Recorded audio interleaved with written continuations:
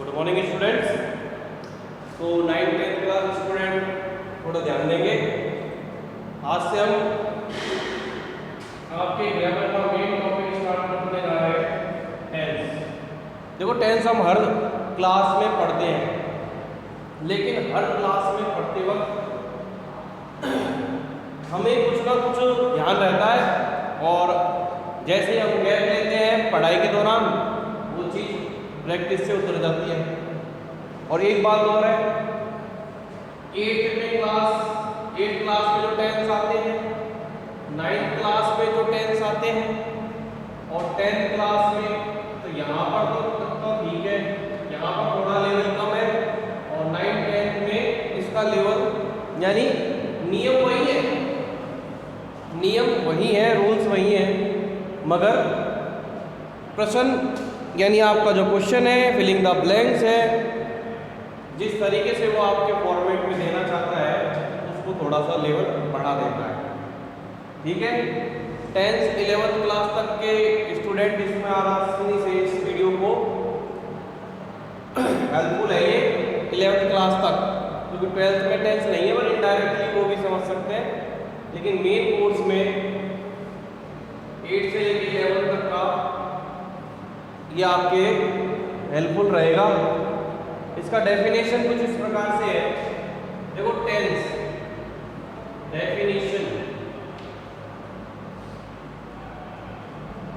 Definition हम अपनी तरफ से पहले देखो, जैसे if we want to describe, यदि हम कुछ वर्णन करना चाहते हैं in English language,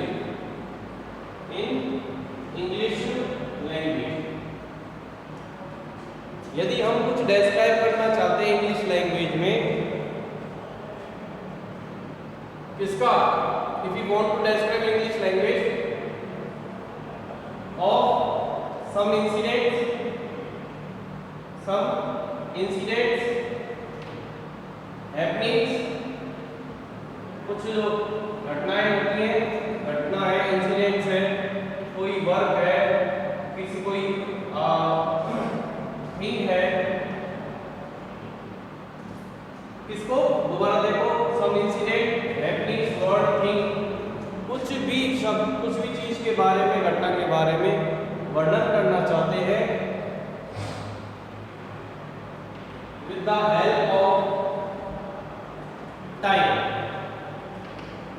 with help of time के सहायता से। ठीक है, टाइम की सहायता से। यहाँ पर टाइम वर्क हो जाती है। टाइम को इंडिकेट कौन करता है? वर्क करता है। तो इज कॉल्ड सेंटेंस। क्या बोलेंगे? सेंटेंस में क्या होता है? उस चीज को टेंस कहेंगे। अब एक बात बताओ कि विदाउट टेंस के आप कोई सेंटेंस लिख सकते हैं, जैसे कि ही opens a shop, he opened a shop। तो इसमें और इसमें आपको मालूम है, ये प्रेजेंट है और ये पास्ट है। ठीक है, ये प्रेजेंट है, ये पास्ट है। किससे पता लग रहा है? वर्ब से।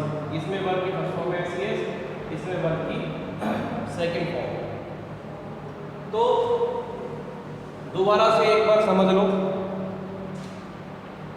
जो वर्ब की फर्स्ट फॉर्म होती है वो प्रेजेंट टाइम को, प्रेजेंट को दर्शाएगी। जो सेकंड होती है वो पास्ट को दर्शाएगी।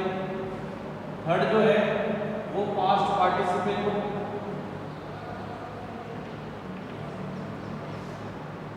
फोर्थ जो है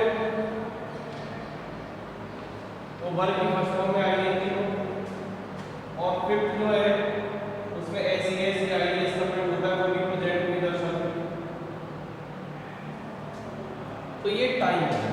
दूसरा है कि टेंस और टाइम में अंतर होता है। टेंस और टाइम में अंतर है। कैसे? जैसे कि he is going to Alwar next day। वह अगले दिन कहाँ जा रहा है? अगले दिन कहाँ जा रहा है? अलवर जा रहा है। तो इसमें टाइम क्या है? टाइम फ्यूचर, और टेंस कौन सा है? प्रेजेंट। इस चीज को आपको समझना है कि टेंस और टाइम में फर्क होता है। टेंस और टाइम को एक साथ यूज करते समय हम इंसिडेंट, हैपनिंग, वर्ड और उसको डिफाइन करने के लिए वर्ब सबसे इंपॉर्टेंट है।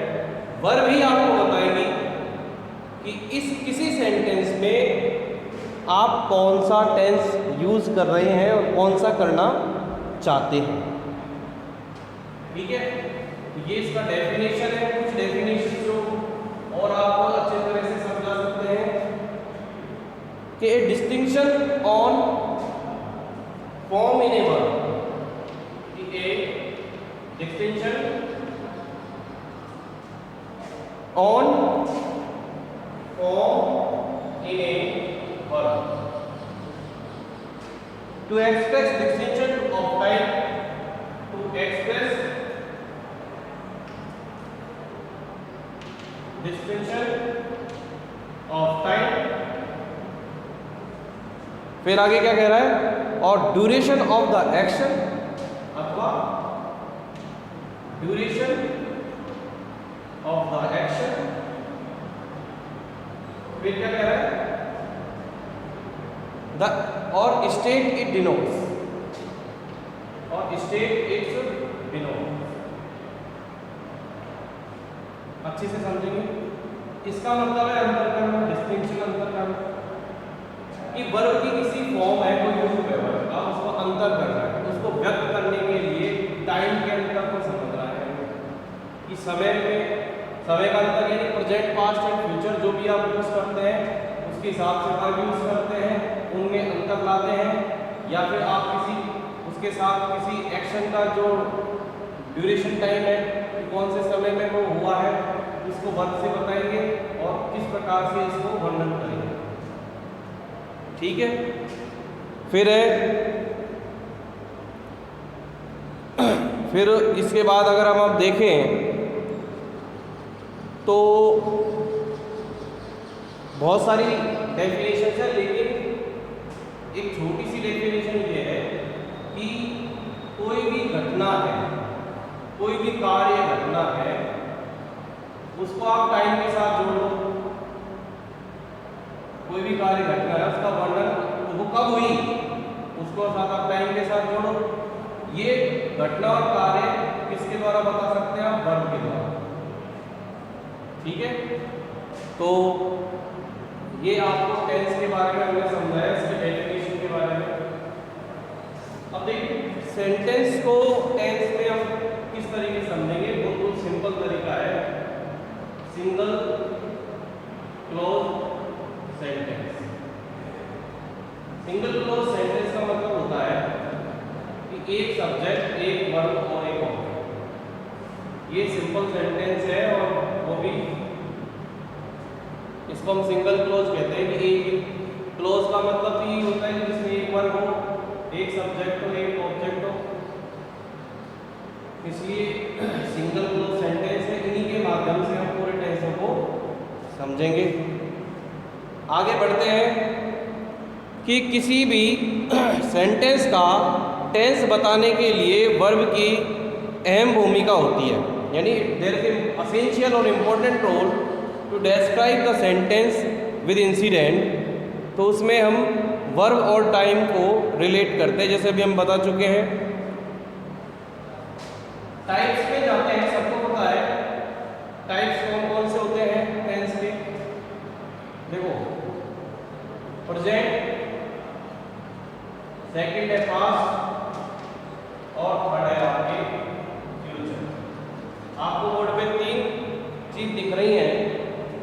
Present, past and future. दूसरी बात, present, past and future 3 tense हो गए।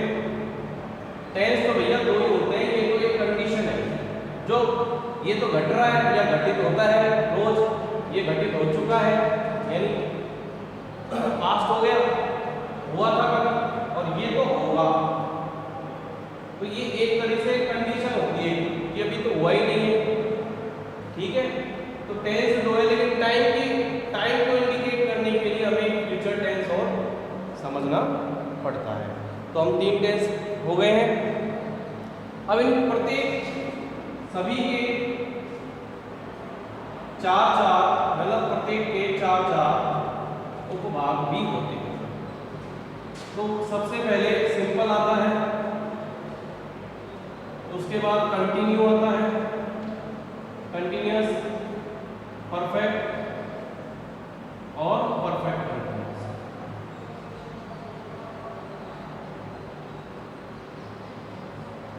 क्योंकि हम आपको बार बार बता रहे हैं कि जब तक आपको वर्ब का ज्ञान नहीं है, if you don't have any knowledge of verb, you can't express your sentence in to relate some incidents और एक्शंस।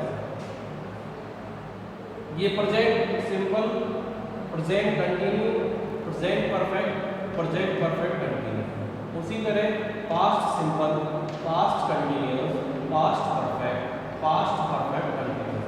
उसी तरह future simple, future continuous, future perfect और फ्यूचर परफेक्ट कंटिन्यूअस। ठीक है जी। सिंपल के भी वर्ब अलग अलग होती है। कंटिन्यूअस और परफेक्ट कंटिन्यूअस की एक सेम थिंग है कि इसमें वर्ब की फर्स्ट फॉर्म में आईएनजी है। जिस टेंस में कंटिन्यू है, कंटिन्यू वर्ड जुड़ा हुआ है कंटिन्यूअस, उसमें वर्ब की फर्स्ट फॉर्म में आईएनजी होगा। ठीक है। नेक्स्ट इसमें क्या समझना है हमें, और क्या समझ सकते हैं कि अब जब प्रत्येक यानी each tense has 4 sub part, तो total number of tenses including sub parts is कितने हुए? 12, 12। प्रत्येक के 4 है और 3 टेंस हो गए, तो कितने हुए? 12। तो इन 12 टेंस के बारे में हम आगे डिस्कस करेंगे।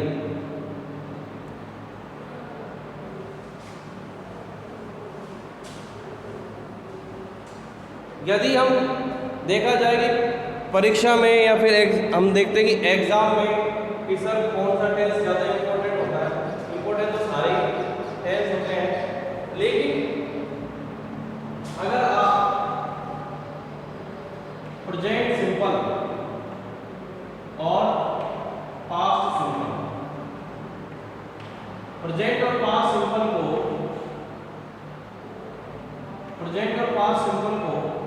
अच्छे से पढ़ लेते हैं, तो बाकी जो टेंस है उनमें इतना ज़्यादा आपको दिमाग लगाने की इतनी आवश्यकता कम पड़ेगी। क्यों? इनके यूजेस बहुत अधिक है, यानी इनमें वेरिएशन बहुत ज़्यादा है। इनके यूजेस भी ज़्यादा है, इनके वेरिएशंस भी ज़्यादा है।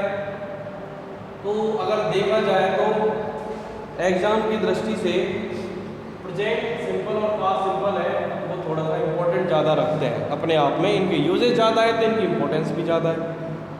तो हम सबसे पहले इम्पोर्टेंट पढ़ते हैं प्रेजेंट सिंपल टेंस। ठीक है। प्रेजेंट सिंपल टेंस डायरेक्ट इसका एग्जांपल देखो कि प्रेजेंट सिंपल टेंस होता क्या है। कि Raju writes a letter, Mahesh and Ravi play cricket. ठीक है। तो प्रेजेंट सिंपल के अंदर हम प्रत्येक टेंस में पॉजिटिव, नेगेटिव यानी अफर्मेटिव, नेगेटिव और इंटरोगेटिव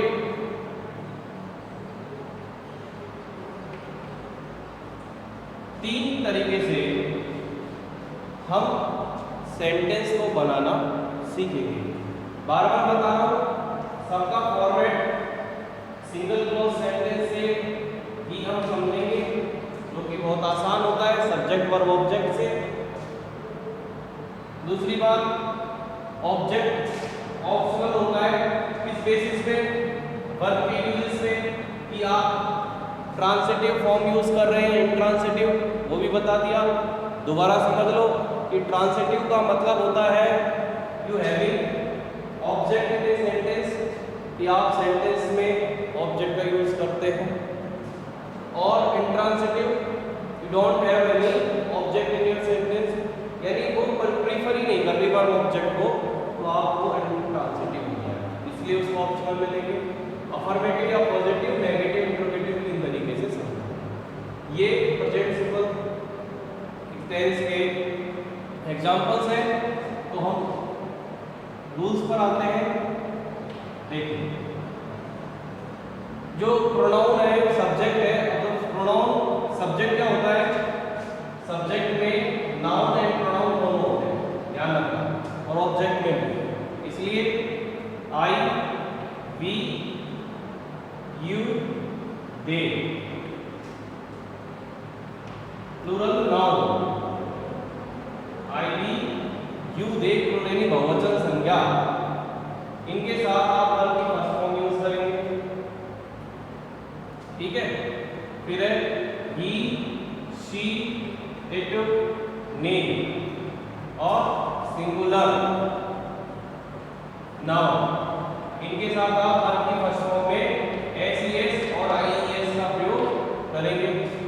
अब ऑब्लिक में आपके एस, ईएस, आईईएस ये आ रहा है, तो नॉर्मली हम एस यूज कर लेते हैं, ठीक है, मगर ईएस का यूज कहाँ करेंगे, यदि आपके वर्ब के अंदर में O, S H, C H, H इत्यादि है, तो आपको ईएस का प्रयोग करना है।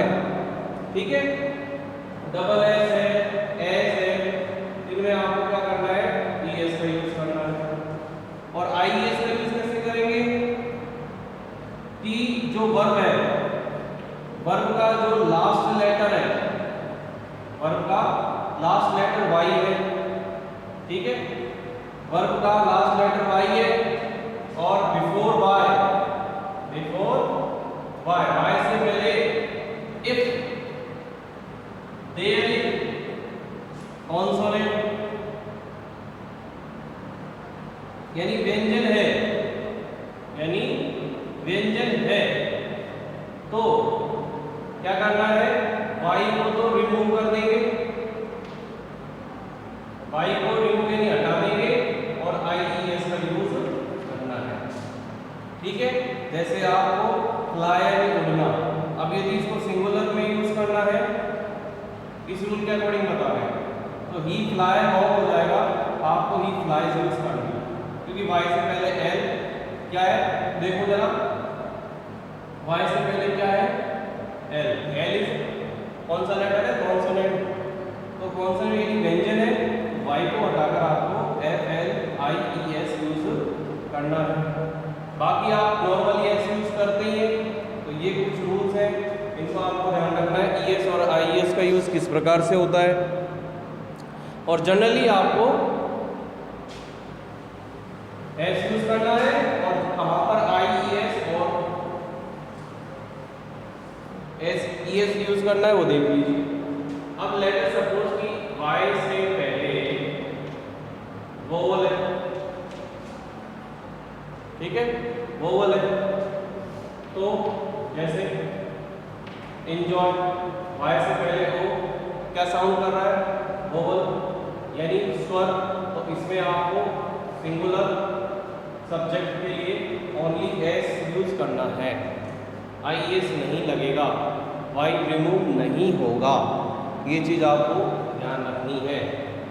फिर नेगेटिव सेंटेंसेस में आ जाएंगे अपन। नेगेटिव सेंटेंस में क्या होता है, नेगेटिव में आपका सब्जेक्ट यदि आई, बी, यू, दे और प्लूरल नाउन है, आपका subject I, we, you they और प्रोनाउन है तो आपको क्या यूज करना है, डू नॉट यूज करना है। क्या यूज करना है, डू नॉट। डू नॉट के साथ वर्ब की फर्स्ट फॉर्म प्लस ऑब्जेक्ट।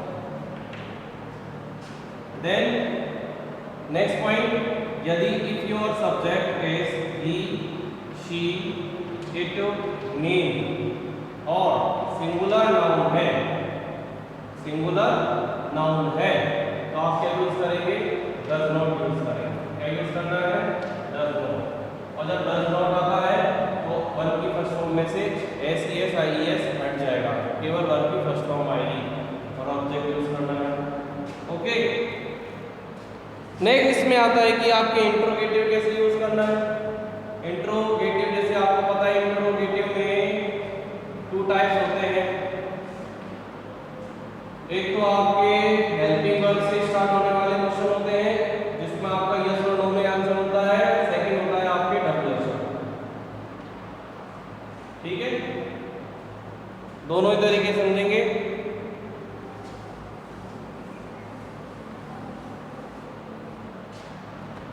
क्या है कि आपने यूज किया डू डज स्टार्टिंग में। डू डज किसके अकॉर्डिंग आएगा, अकॉर्डिंग टू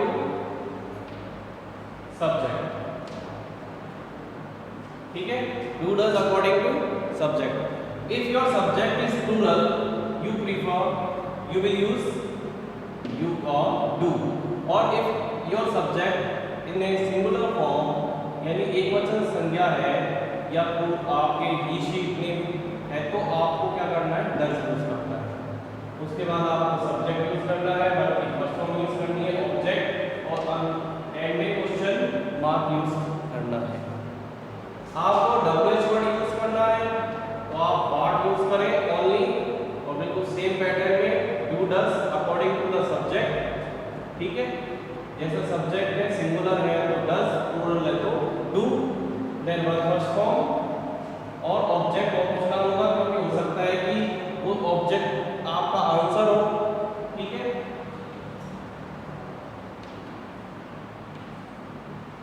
ठीक है, तो जैसे हु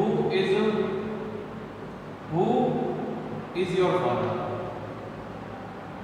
आपके पिताजी कौन है। आप कहेंगे सर ये कौन सा टेंस है, ये भी प्रेजेंट है।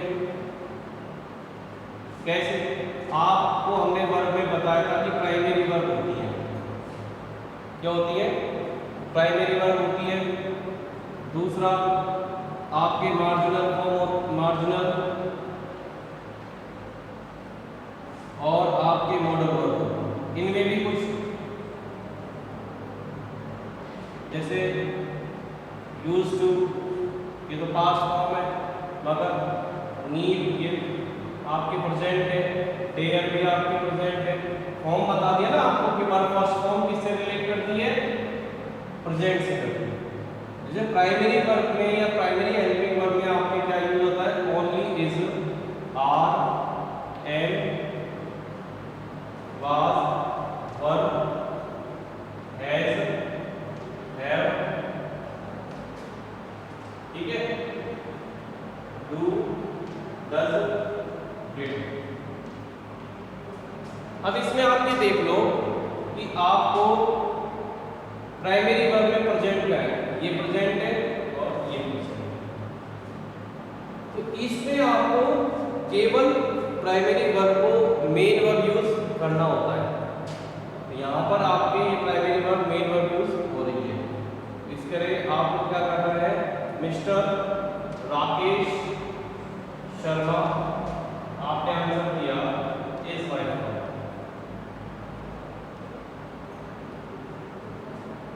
ठीक है, इस प्रकार से आपको, और मॉडल फॉर्म का भी प्रेजेंट होता है, can, may, shall, should, must, ये इनकी प्रेजेंट फॉर्म है। और ये आगे देखेंगे आप, ये भी प्रेजेंट फॉर्म में ही यूज होती है। कहने का मतलब ये कि प्रेजेंट सिंपल टेंस में काफी सारे यूज हैं। देख लो इनको एक बार। ठीक है, दोबारा देखो, डू डज है according to the subject verb plus verb की फर्स्ट फॉर्म, सब्जेक्ट वर्ब की फर्स्ट फॉर्म ऑब्जेक्ट और क्वेश्चन मार्क। यदि आपको WH वर्ड यूज करना है सेम पैटर्न है, केवल WH वर्ड यूज ऐड करना है स्टार्टिंग में, WH वर्ड हु, उसके बाद डू डज सब्जेक्ट के अकॉर्डिंग वर्ब की फर्स्ट फॉर्म ऑब्जेक्ट। ऑप्शनल होगा, हो सकता है may be is your answer. तो जैसे आपको देखना who is your father, who is your father is main verb, क्योंकि ये primary verb as a main verb use हो रही है। आपको तीन तरह की फॉर्म पहले के वर्ब में बता दूं, ठीक है।